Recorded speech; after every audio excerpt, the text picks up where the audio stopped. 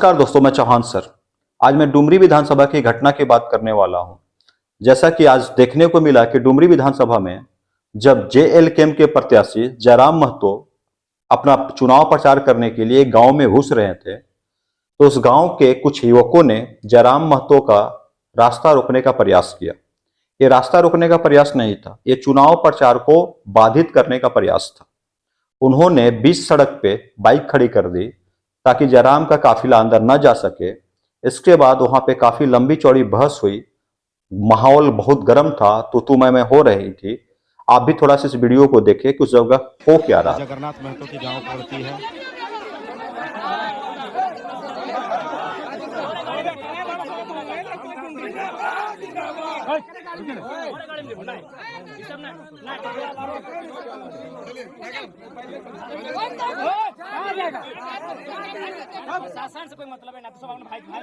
आपने देखा किस प्रकार से गाड़ियां रोकी गई हैं, किस प्रकार से कोई पर्सन बहस कर रहा है। जयराम महतो लोकतांत्रिक मूल्य को समझाने का प्रयास कर रहे हैं कि चुनाव प्रचार का अधिकार मेरा है, मैं एक प्रत्याशी हूं, मैं यहाँ पे प्रचार कर सकता हूँ। वो समझाने का अपना प्रयास कर रहे हैं। तो सबसे पहले मैं आज बात करना चाहूंगा कि ये क्या सही है, इसके क्या मायने हैं कानूनी रूप से, संवैधानिक रूप से, और दूसरा मायने पॉलिटिकली क्या है, इस पे मैं चर्चा करना चाहूंगा।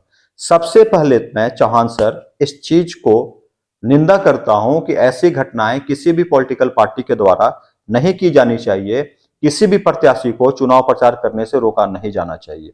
चुनाव प्रचार करना किसी भी प्रत्याशी का अधिकार है, क्योंकि वो चुनाव लड़ रहा है। वो लोगों से मिल सकता है, माताओं से मिल सकता है, बहनों से मिल सकता है, लोगों से मिल सकता है और अपनी बात को रख सकता है कि उसने क्या सोचा है।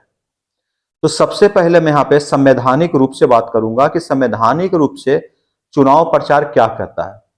तो देखिए, अभी राज्य में आचार संहिता लागू है।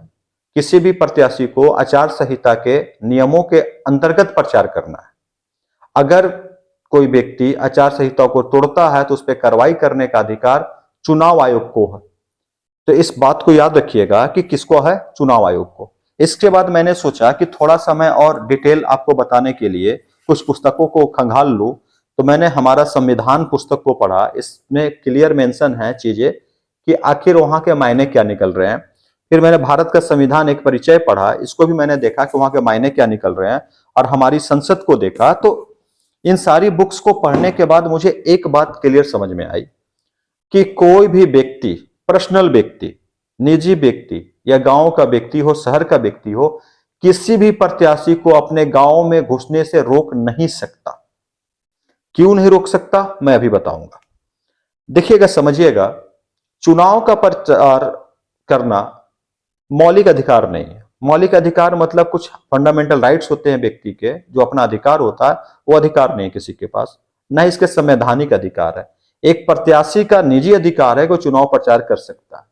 अगर कोई प्रत्याशी चुनाव प्रचार के दौरान आचार संहिता का उल्लंघन करता है अपने भाषण द्वारा या नियमों का उल्लंघन करके, तो कोई भी गांव का व्यक्ति या कोई प्रत्याशी उसके खिलाफ चुनाव आयोग में शिकायत दर्ज करा सकता है और चुनाव आयोग उस प्रत्याशी के ऊपर कंप्लेन करेगा। तो यहाँ पे जो लोगों ने जयराम महतो का रास्ता रोका, उन्होंने असंवैधानिक काम किया, इलीगल काम किया। उनके अधिकार क्षेत्र में यह बिल्कुल नहीं आता कि वो किसी भी प्रत्याशी का रास्ता रोक दें, गांव में जाने से, घुसने से रोक दे। तो वहां पे जिन्होंने भी रोका है, जिस दल के भी लोग हैं, वो दल के लोग गलत हैं और गलत सिस्टम से उन्होंने काम किया है। जयराम महतो खुद संविधान के जानकार है। वो संविधान और लोकतांत्रिक मूल्य को समझाने का प्रयास कर रहे थे, जैसा मुझे सुनने में मिला वीडियो से। तो इसका पहला मायने ये हो गया कि चुनाव आयोग चाहे तो किसी प्रत्याशी को, जयराम महतो को भी रोक सकता है। लेकिन क्या आप लोग बताइए, उस वीडियो में कोई भी उस जगह पे चुनाव आयोग का एक मेंबर है? नहीं है। तो गांव वाले हैं, तो गांव वालों का अधिकार क्षेत्र से बाहर था किसी प्रत्याशी को रोकने का। यह पहला समझाया मैंने। दूसरा मायने मैं समझा रहा हूं। दूसरा मायने है राजनीतिक मायने, पॉलिटिकल मायने। देखिए, जयराम महतो अभी हाल के दिनों में एक गांव से निकल करके एक लड़का एक पार्टी बना करके, एक संगठन बना करके, जो वर्तमान सरकार है उसको चुनौती दे रहा, अपने पीछे युवाओं का एक भीड़ जमा कर लिया है। जहां भी जाता है काफी ज्यादा भीड़ होता है और लोग इस उम्मीद में हैं कि जयराम महतो जीतेंगे और उनके लिए कुछ करेंगे।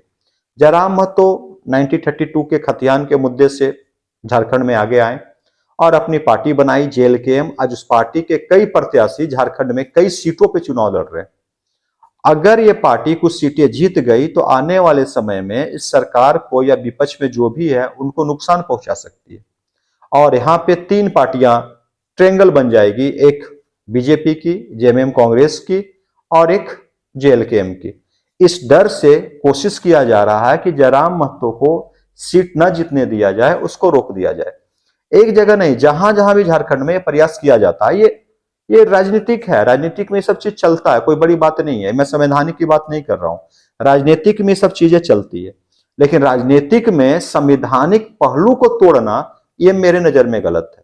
तो इस प्रकार से जो आज डुमरी विधानसभा के अंतर्गत एक गांव में यह किया गया, ये बिल्कुल गलत है। जयराम महतो ने लोकसभा चुनाव के दौरान डुमरी विधानसभा से नंबर 1 पोजीशन हासिल किया था। उन्होंने आसू प्रत्याशी जो बीजेपी के साथ गठबंधन था, चंद्र प्रकाश चौधरी, उनको भी मात दिया वहां पे। साथ में जेएमएम और कांग्रेस के प्रत्याशी मथुरा प्रसाद महतो को भी मात दिया। यानी 2 राष्ट्रीय पार्टियों को मात देकर के जयराम महतो नंबर 1 बने। अब कहीं ना कहीं वहां के जो भी प्रत्याशी है उनको अपनी कुर्सी खिसकते हुए नजर तो आ ही रही है। हो सकता है कुर्सी खिसक जाए। और आपको बता दूं कि जो डुमरी विधानसभा है वो कहा जाता है जेएमएम का गढ़ है। और जब वहां पे पुराने टाइगर, जो हम कहें सीनियर टाइगर जगन्नाथ महतो थे, वो चुनाव वहां से हारते ही नहीं थे और लोगों के बीच में काफी पॉपुलर थे। आज जयराम ने जब बोला कि टाइगर का जगह टाइगर ही ले सकता है, इस पे विवाद छिड़ गया कि उस टाइगर का बेटा टाइगर है या कहीं और बाहर से तोपचाची से टाइगर आएगा। तो सारी बातें यहाँ पे राजनीतिक प्रतीत हो रही है। और ये जो आपको देखने को मिला, ये जब तक यहाँ पे 20 तारीख को चुनाव नहीं हो जाता तब तक ये सारी चीजें आपको देखने को मिलेगी। और अंत में जीत हार तो होनी है किसी की, मैं जीत हार पे चर्चा नहीं करूंगा, लेकिन संवैधानिक मूल्यों को ठेस पहुंचना मेरे नजर में निंदनीय है। और इस प्रकार की घटना किसी भी पार्टी को नहीं करना चाहिए, किसी प्रत्याशी को नहीं करना चाहिए। जैसा कि मैंने पहले ही बोला कि जयराम संविधान का नॉलेज है, जयराम को पता है कि इलीगल काम वहां पे किया गया है। जयराम चाहे तो न्यायालय का सहारा ले सकते हैं, कोर्ट का सहारा ले सकते हैं, और जिन लोगों ने उनका रास्ता रोकने का प्रयास किया उनको न्यायालय के कटघरे में खड़ा भी कर सकते हैं। लेकिन जयराम एक समझदार व्यक्ति है, होशियार व्यक्ति है। वो कभी भी किसी व्यक्ति को, जो निजी व्यक्ति है, उसके साथ ऐसा करने का कोशिश नहीं करेंगे। इससे उनका प्रतिबिंब भी खराब होगा और सबको अपना इमेज को बनाकर ही काम करना है। मेरा वीडियो किसी के फेवर में नहीं है, ना ही जेएमएम के फेवर में है, ना जयराम के फेवर में। मैंने सिर्फ यहाँ पे मार्गदर्शन करने का प्रयास किया ऐसे लोगों का जो वहां पे गलत काम कर रहे हैं। तो आपसे एक रिक्वेस्ट है, अगर ऐसा गलत काम करोगे तो आप कानूनी कटघरे में आ सकते हो। तो अगर ऐसा कहीं और भी हो तो अगर हमारा वीडियो देख रहे हैं तो इस प्रकार की घटना को देने से आप बचे। मैं चौहान सर आज आपको समझाने का पूरा प्रयास किया। अगर आपको मेरा यह प्रयास अच्छा लगा तो मेरे चैनल को सब्सक्राइब कर ले, हमारे वीडियो को लाइक कर ले और दूसरे लोगों तक पहुंचाए ताकि उनको भी ये नॉलेज मिल सके। और मेरी अब यही कोशिश रहेगी कि रात्रि के समय जो भी मैं वीडियो बनाऊं वो संवैधानिक पहलू की वीडियो हो और आपको थोड़ा सा हो संविधान के बारे में यहाँ से मैं ज्ञान देते चलूं। तो आज आपने क्या सीखा कि चुनाव प्रचार करना संवैधानिक अधिकार नहीं है, ना ही मौलिक अधिकार है।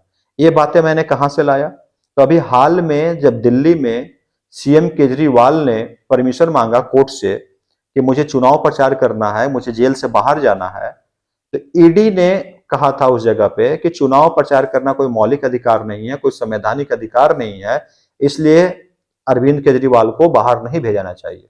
बट कोर्ट को लगा कि उनका एक ये निजी अधिकार है कि वो चुनाव प्रचार करें, वो पार्टी के बड़े नेता है, इसलिए उनको भेजा गया। जब केजरीवाल जैसा सीएम जेल से बाहर आकर प्रचार करेगा और कोई उसको रोकता नहीं है, तो आप जो लोग मूर्खता कर रहे हैं कि जो एक प्रत्याशी है जिसके ऊपर कोई इस प्रकार वो जेल में भी नहीं है, वो बाहर है और चुनाव प्रचार करने किसी गांव में जा रहा है, आप उसको रोक रहे हैं, तो मेरे नजर में तो ये मूर्खता ही है, निंदनीय बात है। और दूसरी बात है कि आपको अगर उनसे कोई समस्या है तो आप चुनाव आयोग में अपील करें, चुनाव आयोग में कंप्लेन करें, चुनाव आयोग चाहेगी, अगर वो गलत कर रहे होंगे तो सभा करने से भी रोक सकती है, उनको प्रचार करने से भी रोक सकती है। तो आपके अधिकार क्षेत्र के बाहर का चीज है। कृपया करके ऐसी घटनाओं को अंजाम न दें, किसी को शांत माहौल को खराब बनाने का प्रयास न किया जाए। तब तक के लिए धन्यवाद, नमस्कार, जय हिंद दोस्तों।